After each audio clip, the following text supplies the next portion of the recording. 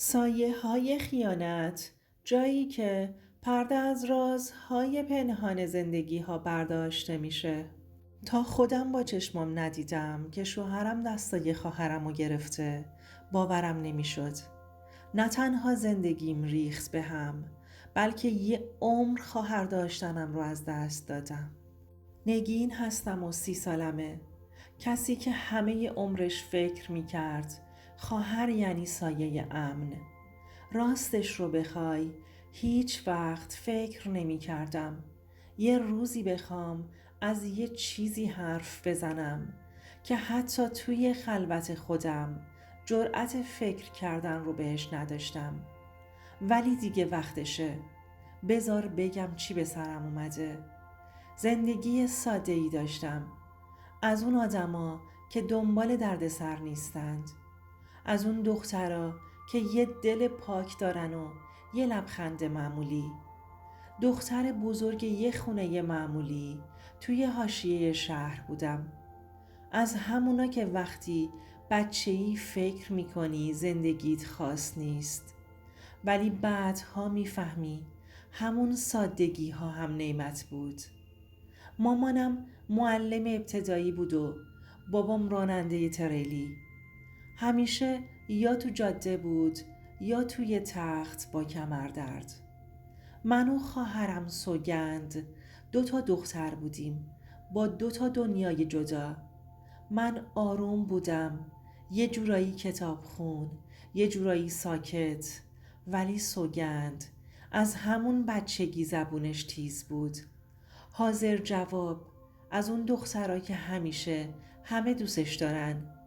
با اینکه من خواهر بزرگتر بودم، ولی همیشه سوگند مرکز توجه بود.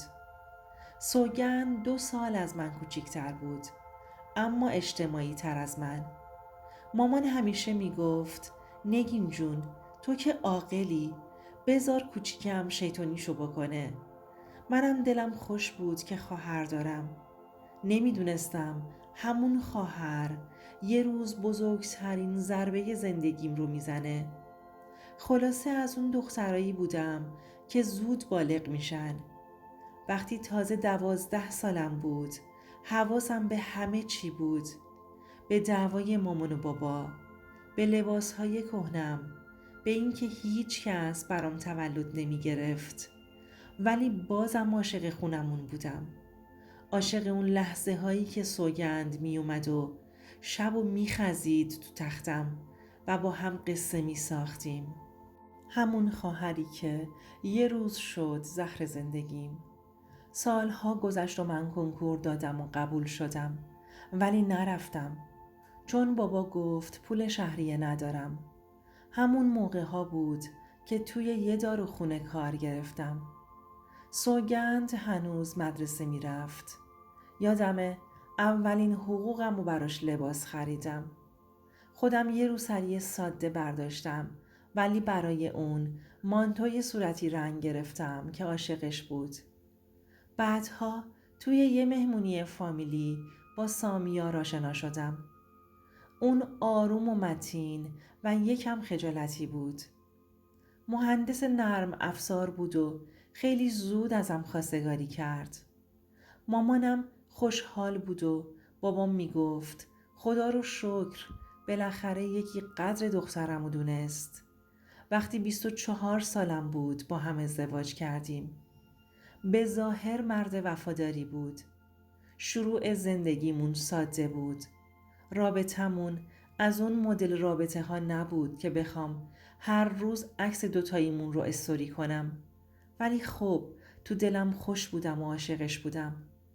سامیار اهل خیابون نبود. شبها با هم فیلم می دیدیم و غذا می پختیم. حرف می زدیم. تو دلم می گفتم خدایا کاش همیشه همینطور بمونه. 4 سال گذشت. هر چی داشتم گذاشتم پای زندگیم. خونه رو خودم تمیز می کردم. همیشه یه چیزی برای غافلگیر کردنش داشتم. سوگند هم دانشگاه نرفت. گفت میخواد کار کنه، ولی کار نمی کرد. خونه نشین بود.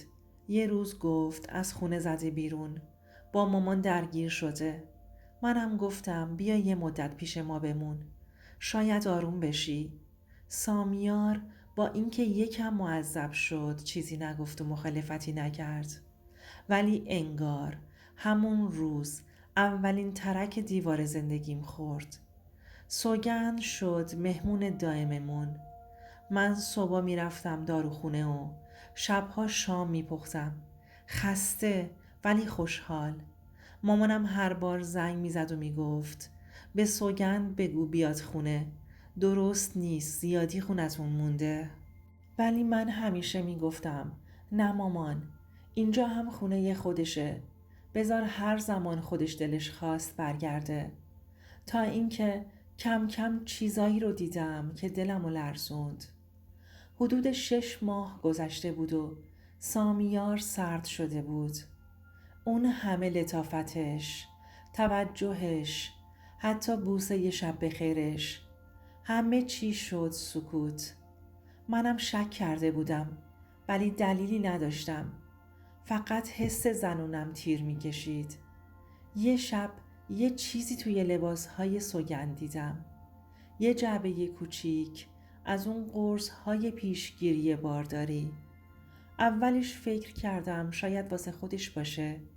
ولی خب سوگند که شوهر نداشت. دوست پسر هم که به گفته خودش اصلا نداشت. همون شب رفتم توی گوشی سامیار. خدای من، هنوز که یادم میفته قلبم میلرزه. توی چتاش یه مخاطب ذخیره شده بود به اسم اس. پر از جمله هایی بود که انگار یه زن و شوهر تازه عاشق به هم میگن. جمله هایی که تا قبل از اون فقط من ازش شنیده بودم. دیگه شکم بیشتر شد. به هر دوتاشون مشکوک بودم. از نگاهاش به سوگند که قبلا تو چشم مردای غریبه دیده بودم. شوخی هایی که یه جوری خاص بودن. لباس های سوگند یه جوری شدن که من تو خونه خودم نمی پوشیدم. سامیار کم حرف شده بود. یه جورایی برق خجالت داشت تو چشمش. وقتی نگاهشون می کردم ولی بازم خودمو می زدم به اون راه. به خودم می گفتم نه بابا، یکی خواهرمه یکیش هم شوهرمه، مگه میشه؟ تا اینکه یه روز سوگند گوشیش رو جا گذاشت تو خونه. صدای پیامش اومد. رفتم باز کردم. قلبم هنوزم از فکر اون جمله ها می لرزه. دیشب بوی تنت هنوز روی بالشم بود. کاش نگین یه شب بره خونه مامانت. دلم تنگ شده دوباره برات. امشب بیا تو همون اتاق مهمون. نمیتونم تا صبح صبر کنم. نفسم بند اومده بود. یه لحظه همه چی دور سرم چرخید. پس اس همون سوگند بود. یعنی امکان داشت. رفتم توی گالری. یه عکس، خدا لعنتشون کنه. یه سلفی از خودش و سوگند توی ماشین بود. لبخنداشون، مدل اون بوسه نصفه‌ای که روی گونش زده بود. یه جمله دیگه ای هم بود که نوشته بود میترسم نگین بو ببره ولی نمیتونم ولت کنم. همه اون شبهایی که من غذا پخته بودم، فیلم دیده بودم یا حتی مریض بودم و خواب بودم، اون دوتا توی اتاق بغلی با هم بودن. از گریه زیاد بیهوش شدم. نفهمیدم چطور افتادم زمین. فقط یادمه که فقط گریه کردم. پیش خودم قسم خوردم که نابودشون کنم. ولی مثل یه احمق یه ماه هیچی نگفتم. فقط نگاهشون کردم. نگاه های دزدکیشون، پچ پچ های شبونشون. فقط مردم و زنده شدم. تا اینکه حالم بد شد و رفتم دکتر. دکتر لبخند زد و گفت تبریک میگم. شما 2 ماه بار دارین. اشک هم بی اختیار ریخت. نمیدونستم باید خوشحال باشم یا بیشتر بترسم. انگار خدا میخواست بگه نگین هنوزم یه چیزی هست که واسش بجنگی. یه بچه توی شکمم بود، از مردی که با خواهرم میخوابید. اون شب بالاخره منفجر شدم. گوشی سامیار رو پرت کردم وسط خونه. چتها، عکسها، همه چی رو نشونشون دادم. سامیار فقط نگام کرد. سوگند به من خیره موند. بعد شروع کرد به گریه و گفت نگین من اشتباه کردم. من نمیخواستم. خودش شروع کرد. تو نبودی. من تو خونه تنها بودم. اونم همیشه تنها بود. نمیدونم چی شد. سامیار وقتی که سوگند داشت اینا رو میگفت حتی توی صورتم هم نگاه نکرد.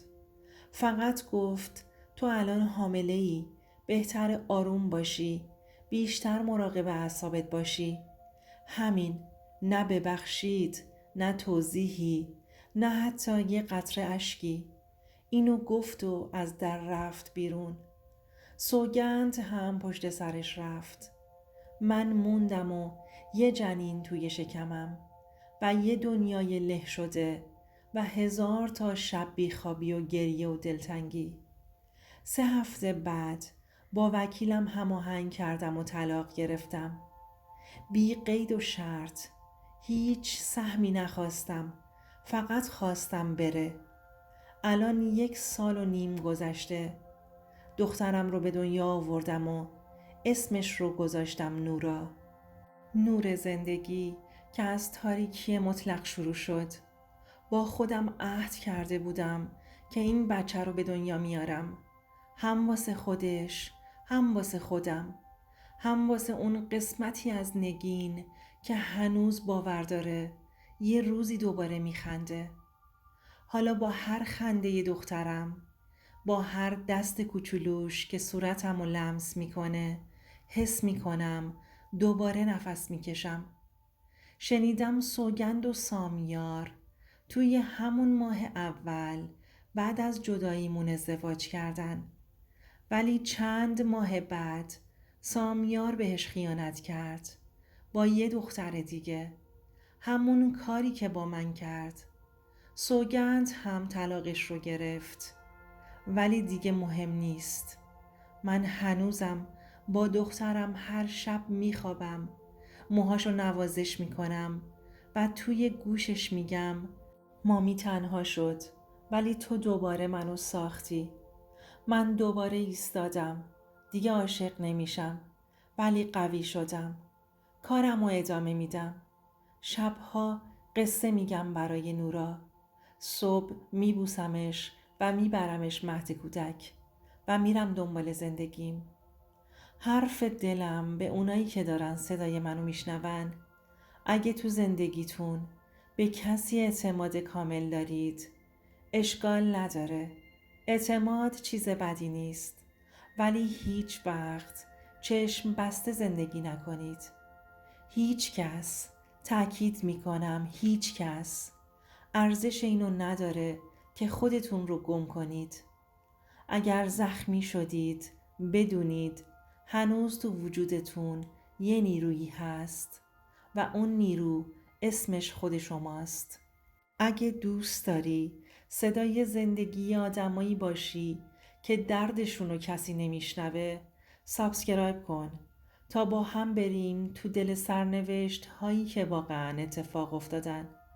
داستان هایی که با شنیدنشون شاید نگاهمون به زندگی عوض بشه.